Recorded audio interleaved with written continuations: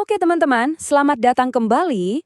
Hari ini kita bakal melakukan sebuah perjalanan yang seru banget nih.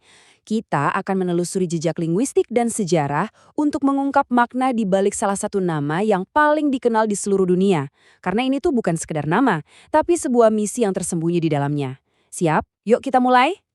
Nah, ini dia pertanyaan utamanya. Mungkin Anda juga pernah kepikiran kan? Kalau nama aslinya dalam bahasa Ibrani itu Yeshua, loh kok bisa sih kita di Indonesia manggilnya Yesus? Apa ada yang salah terjemahan? Tenang, teka-teki inilah yang akan kita pecahkan bareng-bareng hari ini. Untuk bisa menjawab pertanyaan tadi, kita harus mundur jauh ke belakang, kembali ke akarnya dalam bahasa Ibrani. Semua ceritanya berawal dari sini, dari landscape linguistik Israel kuno. Yuk kita lihat bentuk aslinya. Nah, ini dia bentuk panjang dan formalnya. Yehoshua. Nama ini tuh spesial karena di dalamnya ada nama Tuhan. Bagian Yeho itu singkatan dari Yahweh, nama Tuhan, dan Shua itu dari kata dasar Ibrani yang artinya keselamatan. Jadi kalau diartiin secara harfiah, nama ini tuh sebenarnya sebuah kalimat. Yahweh menyelamatkan. Keren ya? Dan lihat betabel ini. Nama Yehoshua itu ternyata nggak sendirian. Dia itu bagian dari satu keluarga kata yang semuanya berputar di sekitar konsep penyelamatan. Mulai dari kata kerja dasarnya, Yasha, yang artinya menyelamatkan, sampai kata bendanya, Yeshua, yang artinya ya keselamatan itu sendiri. Semuanya nyambung, dan nama Yehoshua jadi puncaknya.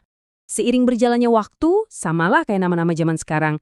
Nama panjang Yehoshua ini disingkat biar lebih gampang diucapkan sehari-hari, apalagi karena ada pengaruh bahasa alam saat itu.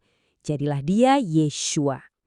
Nah, Yeshua inilah nama yang paling umum dipakai di zaman Yesus dari Nazaret. Jadi ya, ini nama panggilannya sehari-hari. Oke, kita lanjut ya. Ceritanya nggak berhenti di situ. Nama Yeshua ini ternyata seorang petualang. Dia nggak diem aja di Yudea, tapi memulai perjalanan ribuan tahun melintasi berbagai budaya dan bahasa. Dan di setiap perhentiannya, namanya sedikit berubah. Slide ini nunjukin peta perjalanannya. Dari Yeshua dalam bahasa Ibrani, para penulis perjanjian baru yang nulis dalam bahasa Yunani harus beradaptasi. Kenapa? Soalnya lidah orang Yunani itu nggak punya bunyi sheh. Bunyi yang paling mirip ya S, makanya jadilah Yesus. Lalu, waktu Alkitab diterjemahkan ke bahasa Latin, namanya jadi Yesus.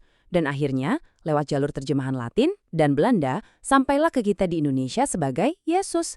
Ini murni evolusi bunyi loh. Ngertiin perjalanan bahasanya emang seru, tapi itu baru kulitnya aja. Kekuatan sebenarnya dari nama ini bukan pada bunyinya, tapi pada makna teologis yang terkandung di dalamnya. Sebuah misi yang udah dinyatakan dari awal banget. Nah, ini dia momen kuncinya. Coba perhatikan baik-baik ayat ini. Ada hubungan langsung antara nama dan fungsinya. Engkau akan menamakan dia Yesus, yang asalnya dari Yeshua, karena dialah yang akan menyelamatkan. Ini tuh permainan kata yang cerdas banget dalam bahasa aslinya. Namanya secara harfiah adalah misinya, menyelamatkan. Ada satu koneksi lagi yang luar biasa teman-teman. Coba kita bandingkan dua tokoh ini. Buat orang Ibrani kuno, nama Yosua dan Yesus itu pada dasarnya ya nama yang sama, Yehoshua atau Yeshua. Yosua di Perjanjian Lama itu memimpin bangsa Israel masuk ke tanah perjanjian secara fisik. Nah, ini dilihat sebagai bayangan dari Yesus, sang Yeshua sejati yang memimpin seluruh umat manusia ke tanah perjanjian rohani yang kekal. Dua pemimpin, satu nama, satu misi penyelamatan yang skalanya beda.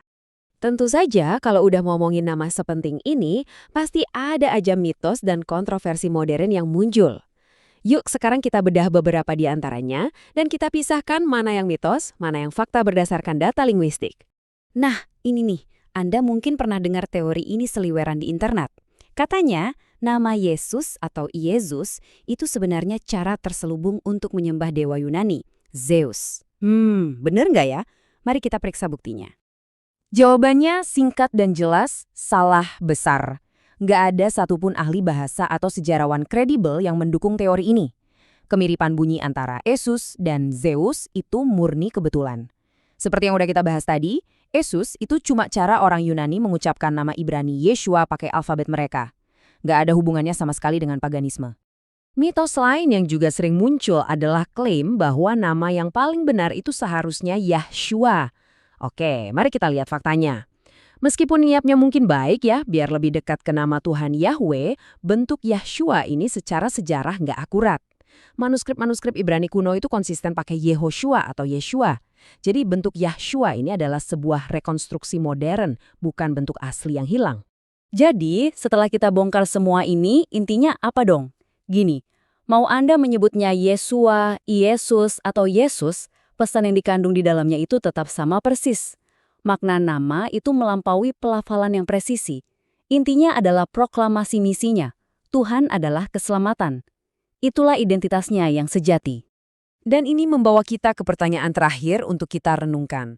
Perjalanan nama Yesus ini menunjukkan kalau sebuah nama itu bisa lebih dari sekedar label. Nama bisa jadi sebuah identitas, sebuah takdir, dan sebuah misi yang terus bergema sepanjang sejarah dalam berbagai bahasa. Nah, kira-kira apa ya misi yang terkandung di balik nama Anda?